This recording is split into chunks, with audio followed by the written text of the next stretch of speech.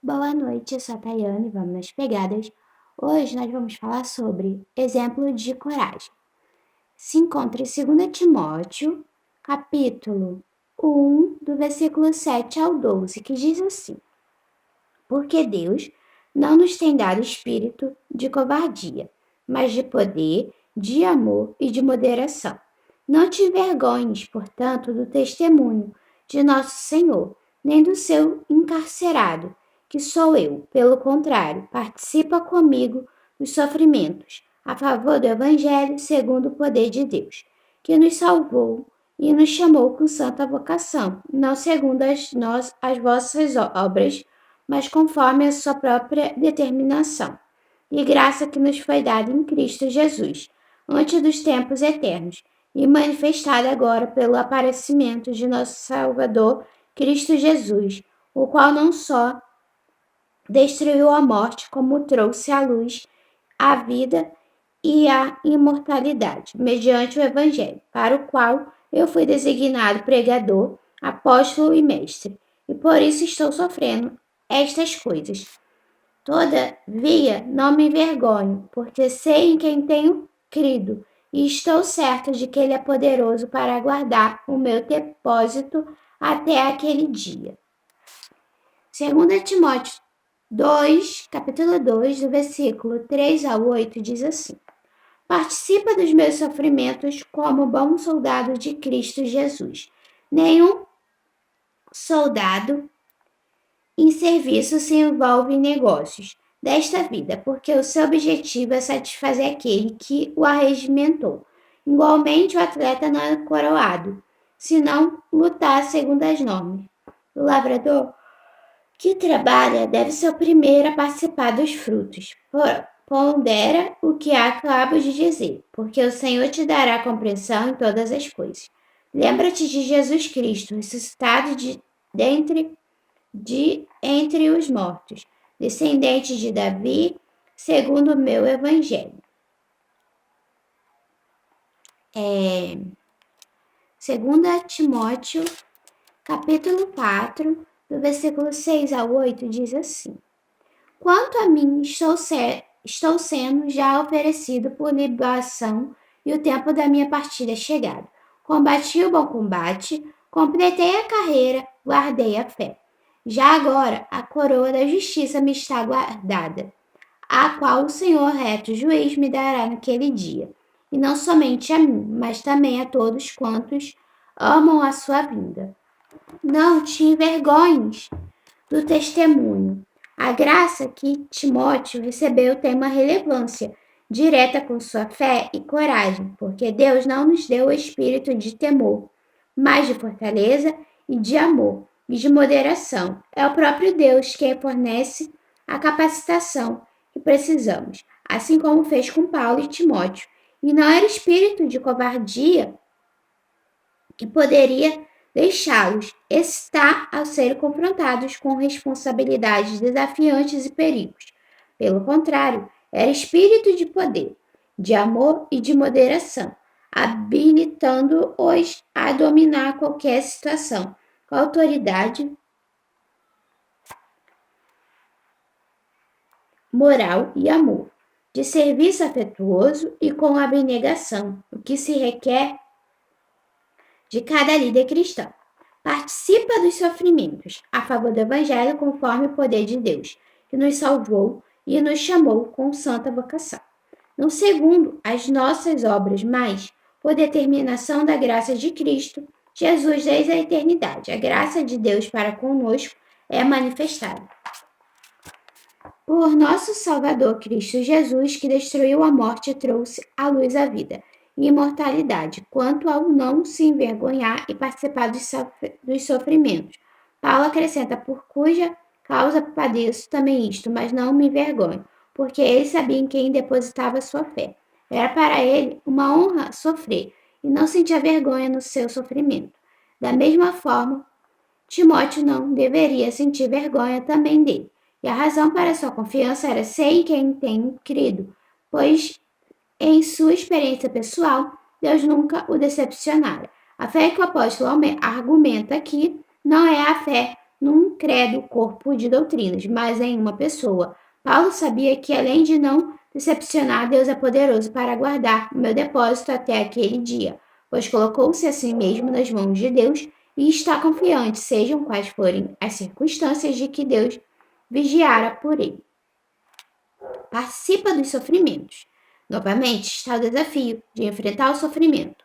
Como alguém de coragem, o líder deve estar pronto para enfrentar as dificuldades. 3 ilustrações são apresentadas, como o bom soldado, atleta e o lavrador. O soldado deve estar desvinculado das outras coisas e pronto para qualquer batalha, a fim de satisfazer aquele que o arregimentou. O atleta deve estar sempre pronto para um treinamento rigoroso, e o lavrador deve estar pronto para as intempéries, com sua labuta infadigável. Assim deve ser com qualquer pessoa que se dedica ao serviço de Cristo. Combati o bom combate. Nenhum exemplo é melhor do que o ministério do próprio apóstolo Paulo. Assim, Timóteo deveria também lutar na nobre competição, não como uma competição atlética ou uma disputa de luta romana, mas sim como vocação e ministério, ao dizer: o combate é bom, no sentido de ser o mais nobre. Vale dizer, ele lutou bem até o fim. Completando a sua carreira, ele foi leal ao que lhe fora confiado, ou seja, guardou a fé. Assim deve combater todo aquele que é chamado por Deus. Exemplo de santidade. 2 Timóteo 2, do capítulo 2 Timóteo capítulo 2, do versículo 16 ao 26, diz assim: evita igualmente os falatórios inúteis e profanos, pois os que deles usam passarão a impiedade ainda maior. Além disso, a linguagem deles corrói como câncer, entre os quais se incluem Himeneu e Fileto. Estes se desviaram da verdade, asseverando que a ressurreição já se realizou, e estão pervertendo a fé a alguns. Entretanto, o firme fundamento de Deus permanece, sendo este selo.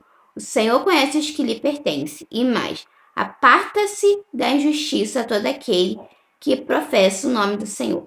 Ora, numa grande casa não há somente utensílios de ouro e de prata, há também de madeira e de barro, alguns para a honra, outros, porém, para a desonra.